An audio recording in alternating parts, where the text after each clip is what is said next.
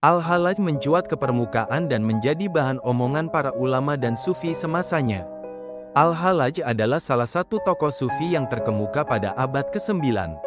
Ketenaran nama Al-Hallaj dikarenakan pemikiran tasawuf falsafi yang kontroversial seperti Al-Hulul, Nur Muhammad, dan kesamaan semua agama.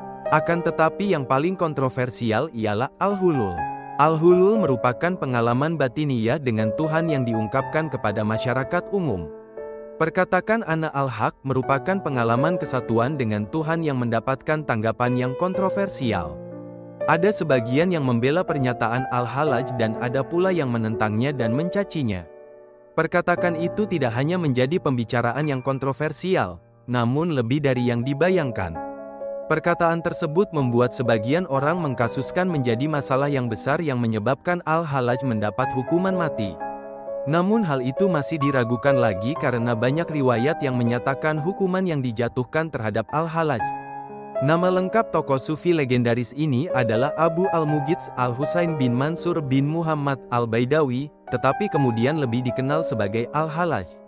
Ia lahir pada tahun 244 Hijriyah, 858 Masehi di Tur, salah satu desa sebelah timur Laut Baida, di Persia, di mana Sibawai pernah dilahirkan. Kakeknya, Muhammad, adalah seorang Majusi sebelum masuk Islam, namun riwayat ini kurang begitu kuat. Adapun yang banyak dipegangi oleh ahli sejarah sufi adalah yang menyatakan bahwa ia keturunan Abu Ayyub, sahabat Rasulullah. Dia mulai dewasa di kota Wasit, dekat Baghdad, dan ketika berusia 16 tahun yaitu tahun 260 Hijriyah, 873 Masehi. Dia pergi belajar pada seorang sufi besar dan terkenal, yaitu Sahl ibn Abdullah al-Tusturi di negeri Ahwaz selama 2 tahun. Setelah belajar dengan Tusturi, dia berangkat ke Basrah dan belajar kepada Sufi Amr al-Maki. Dan di tahun 264 Hijriyah, 878 Masehi, dia masuk ke kota Baghdad dan belajar kepada Al-Junaid. Untuk menambah pengetahuan dan pengalamannya dalam ilmu tasawuf, dia pun mengembara dari satu negeri ke negeri yang lain. Dikatakan bahwa dia pernah berkunjung ke Mekah 3 kali. Ketika tiba di Mekah untuk pertama kalinya tahun 879 Masehi, dia mencoba mencari jalan sendiri untuk bersatu dengan Tuhan. Namun setelah dia menemukan jalannya sendiri dan disampaikannya kepada orang lain, justru dianggap gila, malah diancam oleh penguasa Mekah untuk dibunuh. Oleh karena itu dia meninggalkan kota tersebut setelah bermukim di sana sekitar setahun dan kembali ke Baghdad. Al-Hallaj pulang ke Baghdad untuk menemui gurunya Al-Junaid yang kedua kali. Pertemuan ini tidaklah membawa kegembiraan dikarenakan ada perbedaan mengenai ittihad dan hulul antara manusia dan Tuhan. Akibatnya hubungan antara guru dengan muridnya agak renggang. Tetapi Al-Hallaj pada saat itu sudah menjadi tokoh sufi yang luar biasa yang disegani dan banyak pengikutnya. Al-Hallaj selalu hidup berpindah-pindah dalam pengembaraannya yang sangat panjang. Dalam perjalanannya ini ia pernah tinggal di daerah Turstur, Khurasan, Sijistan, Karman, belakang sungai Persia, Ahwas, Basrah dan Baghdad. Pandangan-pandangan tasawuf yang agak ganjil sebagaimana akan dikemukakan di bawah ini menyebabkan seorang fikih bernama Ibnu Daud Al-Isfahani mengeluarkan fatwa untuk membantah dan memberantas fahamnya. Al-Isfahani dikenal sebagai ulama fikih penganut mazhab Zahiri, suatu mazhab yang mementingkan zahir nas belaka. Fatwa yang menyesatkan yang dikeluarkan oleh Ibnu Daud itu sangat besar pengaruhnya terhadap diri Al-Hallaj, sehingga Al-Hallaj ditangkap dan dipenjara. Tetapi setelah 1 tahun dalam penjara dia dapat meloloskan diri berkat bantuan seorang sipir penjara. Ia melarikan diri ke Sus, kawasan Ahwas, dan bersembunyi selama 4 tahun.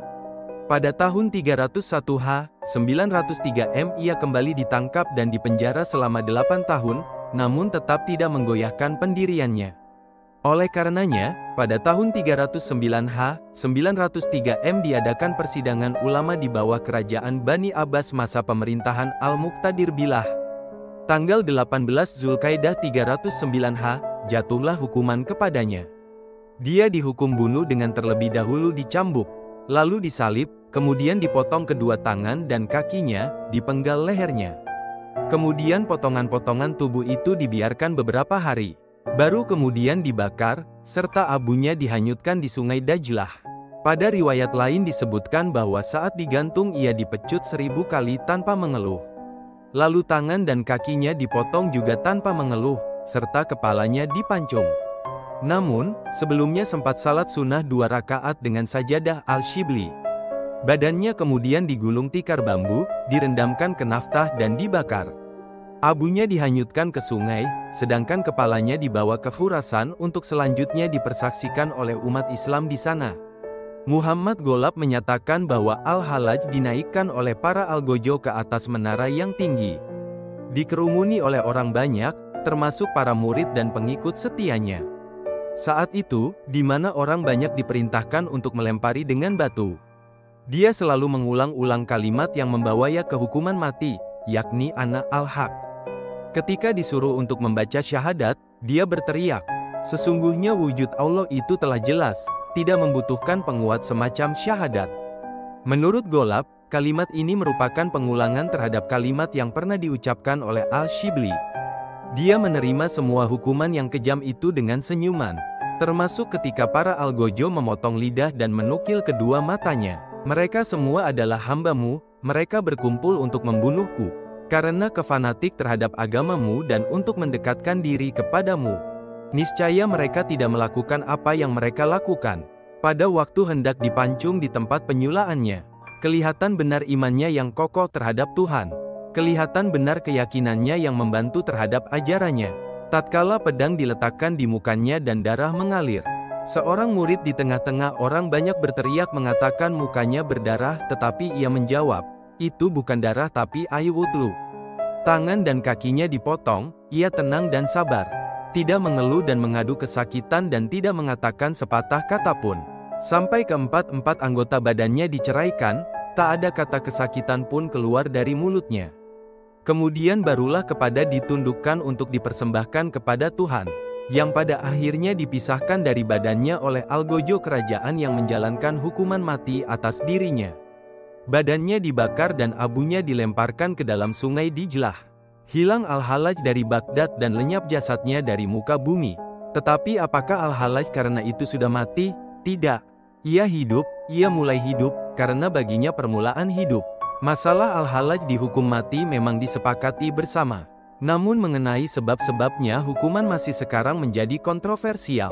Kebanyakan orang mengemukakan bahwa sebab-sebab hukumannya dilaksanakan dikarenakan ada perbedaan pemahaman dengan ulama fikih yang dilindungi oleh pemerintah. Maka dengan argumen ini masih bisa dipertanyakan, orang yang menanyakan hukuman yang diberikan oleh Al-Hallaj jika dikarenakan perbedaan pemahaman yang dianut oleh ulama fikih. Mengapa tidak terjadi dengan tokoh sufi yang pemahamannya hampir sama dengan Al-Hallaj seperti Zun al-Nun al-Misri, Ibnu Arabi dan yang lainnya? Versi lain yang diberikan oleh Harun Nasution nampaknya perlu dipertimbangkan. Menurutnya Al-Hallaj dituduh punya hubungan dengan gerakan Karamitah, yaitu sekte Syiah yang dibentuk oleh Hamdan ibn Karmat di akhir abad IXM. Ia melarikan diri ke Sus, Kawasa Ahwas, dan bersembunyi selama 4 tahun. Pada tahun 301 903 ia kembali ditangkap dan dipenjara selama 8 tahun, namun tetap tidak menggoyahkan pendiri. Sekte ini mempunyai paham komunis, harta benda dan perempuan terdiri dari kaum petani milik bersama, mengadakan teror, yang menyerang Mekah di tahun 930 Masehi. Merampas Hajar Aswad yang dikembalikan oleh kaum Fatimi di tahun 951 Masehi dan menentang pemerintahan Bani Abbas, mulai abad 10-11 Masehi. Jika dituduh ini memang benar adanya, Al-Hallaj secara politis dan ideologis memang salah dan patut dihukum. Tapi jika hal itu hanya tuduhan belaka, maka masalahnya jadi lain. Siapakah yang benar di antara mereka? Apakah Al-Hallaj yang dihukum?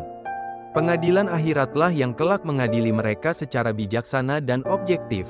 Abdul Halim Mahmud dalam kitabnya Al-Tasawuf fi Al-Islam memukakan bahwa Al-Hallaj adalah orang yang sangat mencintai Ahl al-Bait Nabi. Sehingga hal ini agak mengguncangkan penguasa Bani Abbas. Apalagi bahwa Al-Hallaj saat itu menjadi daya tarik yang tidak ada tandingannya. Kemanapun pergi, orang selalu berkerumun, dan selalu mengikuti langkah untuk mendengarkan penceramah-penceramahnya. Karena, demi keamanan dan kestabilan negara, Penguasa mewajibkan rakyat untuk mewaspadai Al-Halaj.